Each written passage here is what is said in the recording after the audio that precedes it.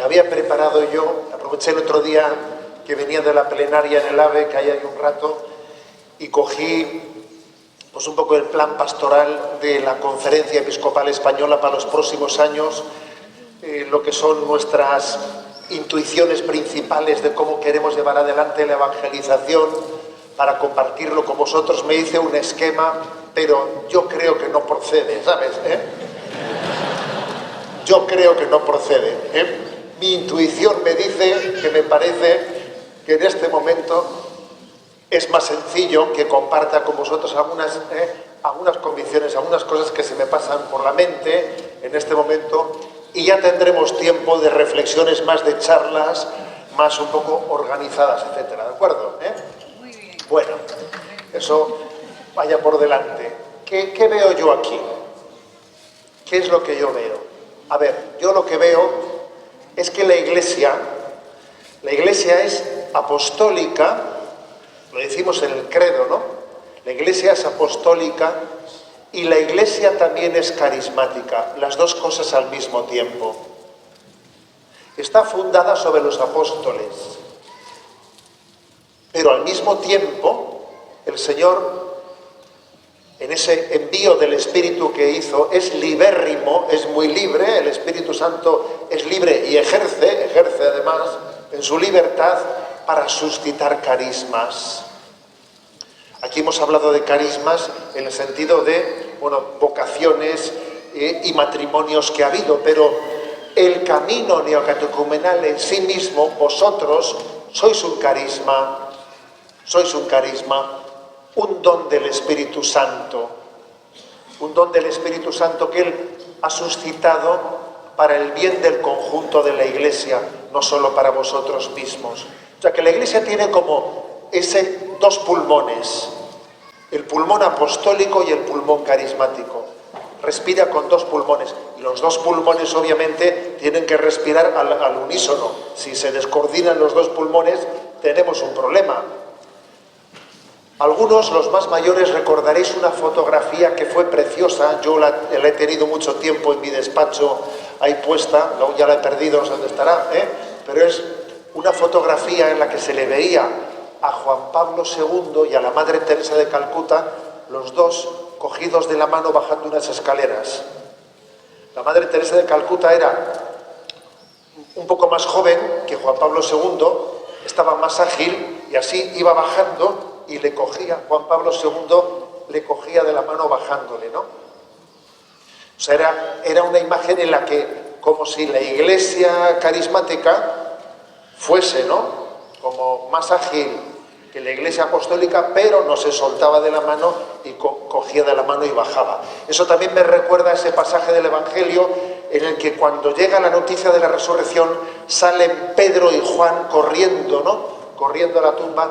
Juan, que era más joven, llega antes a la tumba, pero cuidado, dice, hasta que llega Pedro yo no entro. Y esperó a que llegase Pedro, y Pedro entró primero en la tumba, ¿no? Es una imagen muy bonita esa, porque es verdad que la Iglesia carismática igual puede correr más que la Iglesia apostólica, pero Pedro no entró en la tumba, le esperó que llegase Pedro, ¿no? Por lo tanto, creo que la Iglesia apostólica y la Iglesia carismática están llamadas a darse gracias mutuamente, ¿no? A darle gracias a Dios porque exista el don de los apóstoles para fundar la Iglesia, para acompañar los carismas, para discernirlos, para animarlos, para corregirlos, para impulsarlos. La Iglesia apostólica está para hacer ese acompañamiento y para, al mismo tiempo, reconocer cómo el Espíritu Santo suscita dones. A ver, hay una cosa que es obvia, basta ver este panorama, ¿no? Basta veros a vosotros y las historias que aquí se han escuchado. Es obvio que Dios ha bendecido un carisma, que dio a Kiko y a Carmen, lo ha bendecido. A ver, ¿eso por qué lo digo yo? Pues porque es que o uno es ciego, o está cegado, o si no tiene que decir gloria a Dios por cómo Dios ha bendecido el camino neocatecumenal como un carisma en el cual uno ha descubierto el don del Espíritu para el servicio de todo el pueblo de Dios. ¿Y por qué digo, en qué se nota que se ha bendecido? Fijaros, por la fidelidad. Porque de la carne nace el ilusionarse y luego cansarse. Eso es lo típico. Me ilusiono, empiezo y lo dejo a medias. Pero ojo, este camino es largo, ¿eh? Pegarse todo ese recorrido por ahí sin quedarse por el camino tiene su qué, Porque hay mucho camino por ahí. Lo lógico es que uno dice, ay, que me he caído, ¿sabes? Pegarse ese pedazo de recorrido llegando hasta el final, eso, o es un don del Espíritu Santo, eso no nace de vosotros, ¿sabes? De vosotros no nace. Segundo, otro signo de que Dios ha bendecido este carisma. La transmisión de la fe en el seno de la familia. La transmisión de la fe. Ya sé que algunos estaréis sufriendo porque estáis diciendo, ay, pues mi hijo en este momento se ha marchado. Algunos de vosotros estaréis sufriendo porque algunos de vuestros hijos no han cogido el testigo de la fe. A ver, que levante la mano el que está sufriendo. Pues ya vemos unas cuantas manos, vale, podéis bajarlas. Bendito sufrimiento, ¿sabes? Porque si sufrís es porque amáis. Y Dios bendecirá ese sufrimiento, como bendijo el de Santa Mónica, y esos hijos serán retornados y serán reconquistados. Una de las frases más impresionantes, ¿no?, que para mí me han conmovido en la historia de la espiritualidad es de San Ambrosio, que San Ambrosio, claro, iba a Santa Mónica a llorarle por su hijo, y estaría San Ambrosio diciendo, ay, va, que viene esta loca otra vez, ¿no?, a llorar otra vez. Y ya un día le dijo San Ambrosio a Mónica, ¿no?, le dijo, anda, mujer, vete en paz, que Dios no puede dejar que se pierda un hijo de tantas lágrimas. Y me parece que esa expresión es impresionante, porque a los hijos se les da luz a la fe con las lágrimas, con el sufrimiento. Entonces, Dios ha bendecido la transmisión de la fe en el camino, y se sufre porque todavía está pendiente de completarse esa transmisión de la fe. Lo peor es que se pierda la fe y que uno no sufra. Pues mira, eso quiere decir que estás clínicamente muerto. Porque si no se sufre, es que no se ama. Y si no se ama, es que hemos perdido la fe. Digo que Dios ha bendecido el camino por la fidelidad, por la transmisión de la fe, por la apertura a la vida. Yo me imagino que muchos de los niños que estáis aquí presentes habréis pensado, o ya pensaréis cuando la vida os dé la madurez para poderlo pensar, que vosotros existís porque habéis nacido en el camino neocatecumenal. Si no, no existiríais. A ver.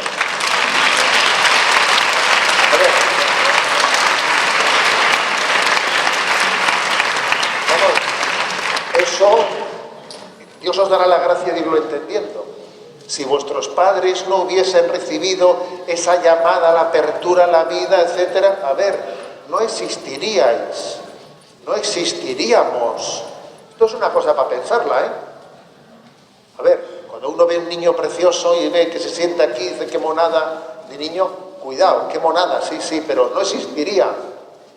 No existiría si no hubiésemos recibido el don de olvidarnos de nosotros mismos y abrirnos a la vida. ¿Por qué en este momento existe este pedazo de crisis de natalidad? Bueno, pues porque no confiamos en Dios, porque no terminamos de creer que Cristo vive.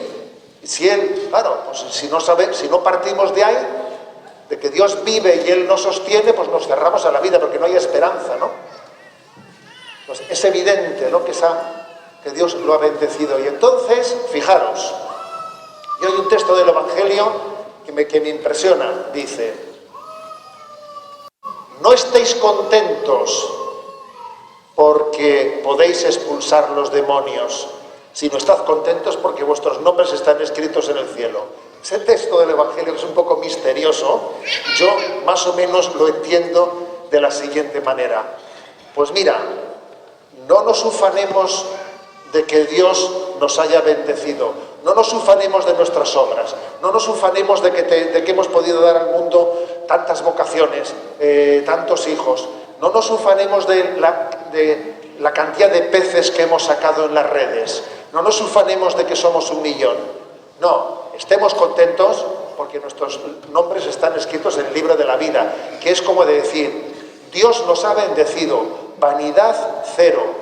Me explico, la bendición es suya, la gloria es de Él, la gloria es de Él. Esto es muy importante que lo entendamos todos, que los predicadores también lo entendamos, ¿no? Cuando uno dice, ¡ay, qué bien ha hablado usted! ¡Qué bien ha hablado no sé qué! Yo que sé, Radio María, las catequesis. A ver, que la gloria es suya, ¿sabes? Vanidad cero. Nosotros, o sea, haber sido bendecidos, tiene en nosotros, ¿qué mérito tenemos nosotros? Sino el haber sido elegidos inmerecidamente, ¿no? Pues creo que es muy importante que reconozcamos la bendición de Dios y que seamos muy humildes, muy humildes, ¿eh? Esto es muy importante. Por tanto, yo como representante aquí, ¿no?, de la Iglesia Apostólica, doy gloria a Dios, ¿no?, por este carisma. Y os digo, ¿no?, que la Iglesia se siente muy contenta reconociendo el don del Espíritu en vosotros.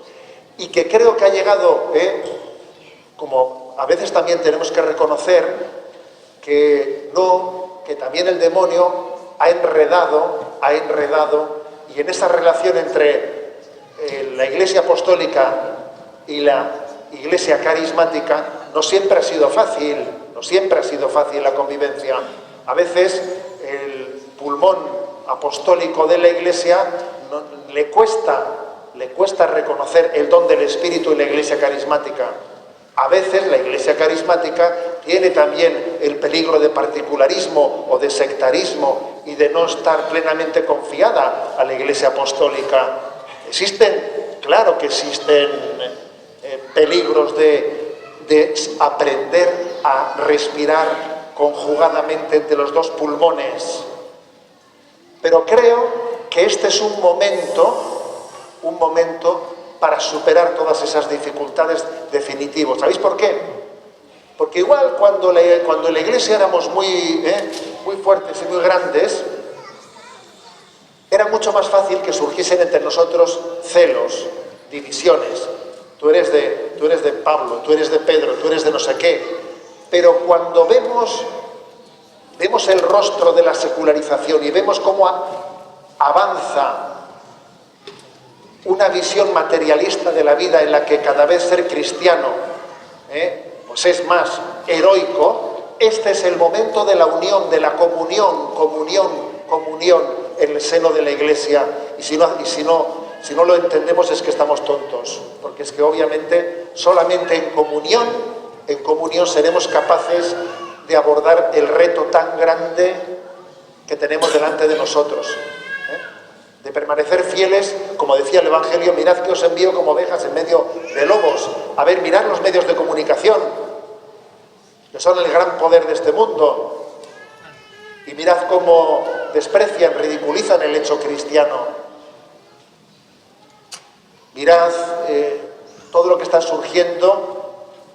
O sea, las estadísticas de los últimos 10 años en España son tremendas. En el descenso de matrimonios cristianos, en el descenso de bautismos.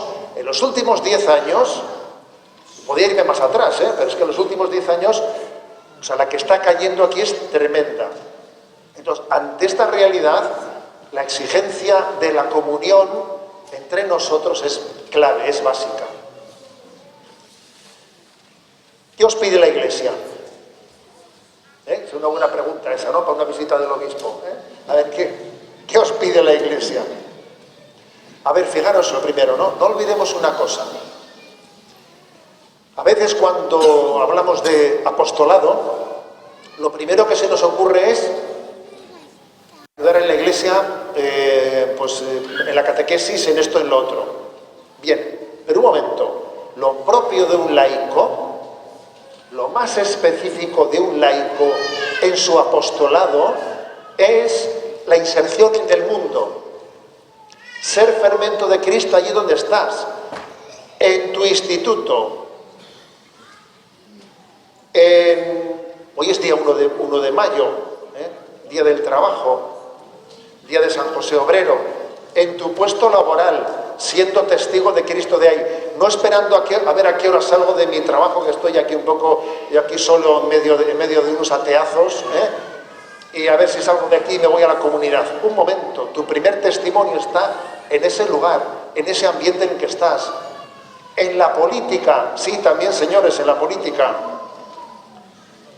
En el sindicato, en el deporte, en el equipo de fútbol. En el equipo de fútbol. Hay que ser testigo ahí, ¿sabes?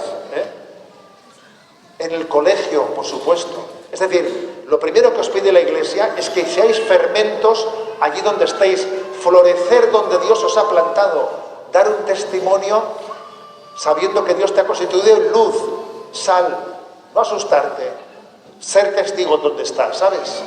Eso en primer lugar. Es lo más específico. Y a veces los sacerdotes solemos, claro, como tenemos muchas cosas, pues muchas necesidades, pues un sacerdote, bueno, es típico que recurra a los laicos para que me ayuden a solventar los problemas que tengo. Ya, pero antes que eso, está vuestro deber de ser apóstoles en el mundo, en medio del mundo, fermento en medio del mundo. Segundo lugar, ¿no? Creo que, claro que es en ese esquema que aquí se ha presentado, ¿no? Que la verdad es que nunca yo, vamos, aunque tengo pues muchos conocidos, ¿no? Pues que caminan el camino neocatecumenal, nadie me había hecho a mí esa presentación tan ordenadita de los pasos, ¿no? De los pasos, no lo había visto nunca. Sí, bien, está bien, está bien. Aunque yo entiendo que alguno estará diciendo, ¿yo dónde estoy por ahí? Vale. Bien. Creo que es obvio que la Iglesia os está también llamando, y he sido testigo, como por ejemplo pues en el Simposio de Familia y Vida, pues estuvisteis muchos de vosotros presentes y muchos de vosotros os habéis ofrecido para poner en marcha los centros de orientación familiar, etcétera. Es obvio que la Iglesia os necesita para evangelizar, os necesita cuando dicen id. Un consejo, que esto además autentifica nuestra disposición al servicio. Mirad, a ver si me explico esto. Tened mucha devoción a la escoba. A ver qué quiere decir yo con esto. Tener siempre la prontitud de ofreceros, pero como un tiro, ¿no? El primero siempre para los servicios más humildes, como Fray Escoba.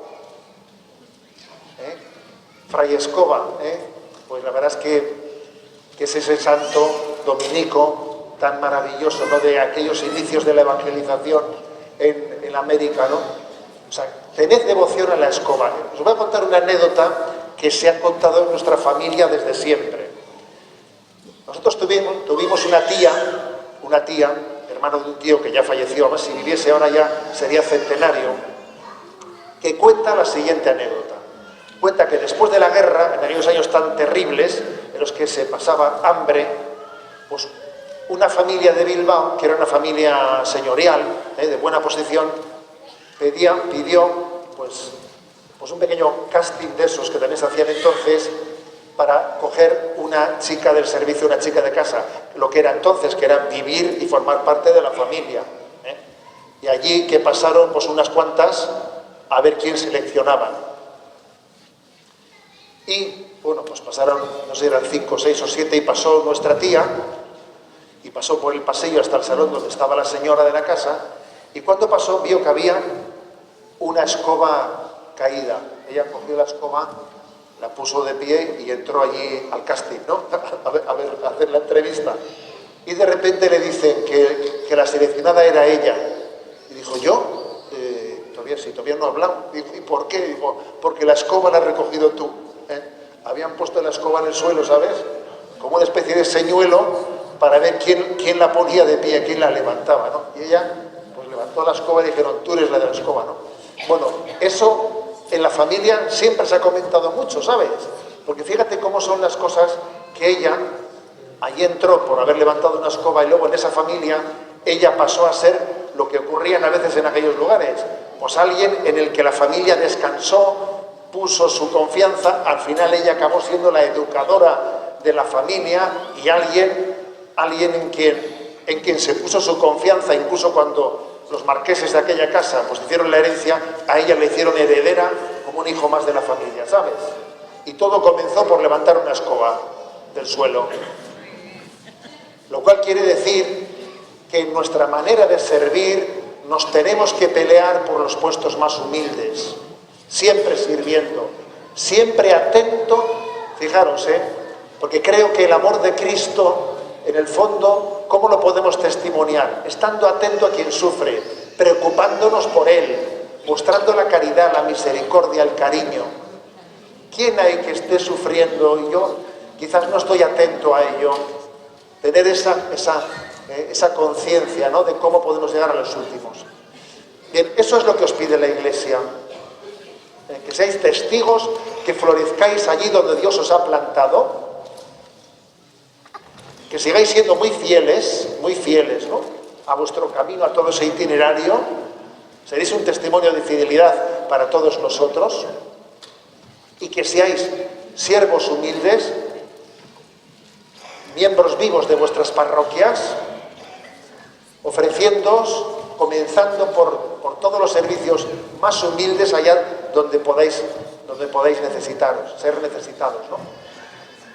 Y esto es lo que os quiere decir la Iglesia, Y yo no puedo sino dar gracias a Dios por vosotros y decir que esta diócesis de Orihuela-Alicante os necesita porque tenemos que comenzar una nueva evangelización y hay muchas personas que en esta sinfonía de los carismas, porque el Espíritu Santo es alucinante en ver cómo suscita una sinfonía de carismas. Y os voy a decir una cosa, un signo de que uno está bien asentado en un carisma, ¿sabéis cuál es? Que ama y admira los demás carismas, no solo el suyo. Eso que decía Madre Teresa de Calcuta, que decía, ¿no? Yo amo todos los carismas, aunque estoy enamorado del mío, pero los amo a todos. Es una distinción preciosa, ¿no? El enamoramiento lo tienes con tu carisma, pero el amor lo tienes a todos. Bueno, pues yo creo que este es un gran momento el que vive la Iglesia. Esta es la gran sinfonía de los carismas. Yo os ofrezco, os prometo y os pido que oréis para que esto sea posible. Le pido al Señor que me dé la gracia de acompañaros, de impulsaros, de daros una palabra que también será de corrección, O sea, no es que no. El obispo también debe de corregir. Pero debe de impulsar, debe de estar atento allí donde sopla el Espíritu y poner esos dones del Espíritu al servicio del conjunto del cuerpo místico de Cristo, que es la Iglesia. Bueno, me encomiendo a vuestras oraciones. Ese cartel famoso del En ti confío, ¿no?, que allí, el día 12 de febrero, allí lo mostrasteis ante el mundo y que aquí de nuevo lo habéis vuelto a mostrar, es el resumen de todo. Dios nos guía. El Señor va por delante de nosotros. Él abre el camino. Cuando eras joven, lo hemos dicho en el Evangelio de hoy, cuando eras joven, tú mismo te ceñías e ibas a donde querías. Pero según vayas creciendo, otro te ceñirá y te llevará a donde Él ha pensado. Entonces yo os digo a todos, seamos obedientes a la llamada del Espíritu. Dejemos que Él escriba las páginas de nuestra historia. En tu cuaderno personal, siempre tiene que haber unas cuantas páginas en tu diario, ¿no? No sé si alguno aquí escribe el diario. Se ha pasado un poco de moda lo del diario, pero bueno, En tu diario siempre tiene que haber páginas en blanco para que Dios escriba. No pretende ser tú solo el que escribas el diario. Deja páginas en blanco porque Él seguirá escribiendo, porque Él siempre nos va a romper los esquemas. ¿Conocéis el famoso refrán ese mexicano que es muy bonito, muy bello, que dice: si quieres hacer reír a Dios, cuéntale tus planes? Bueno, es un refrán maravilloso, maravilloso.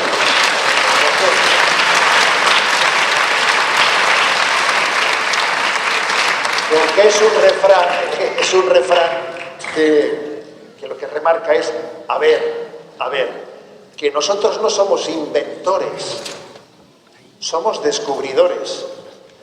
Y la diferencia entre ser descubridor e inventor es muy importante. ¿Quién me dice aquí de los jóvenes qué diferencia hay entre ser descubridor e inventor? A ver, vente para acá. Vente para acá. Vamos a ver. ¿Qué diferencia hay entre ser inventor y descubridor? Pues que si eres descubridor, tú descubres una cosa que ya está inventada. Y si eres inventor, tú inventas una cosa. Ha quedado claro, muy bien.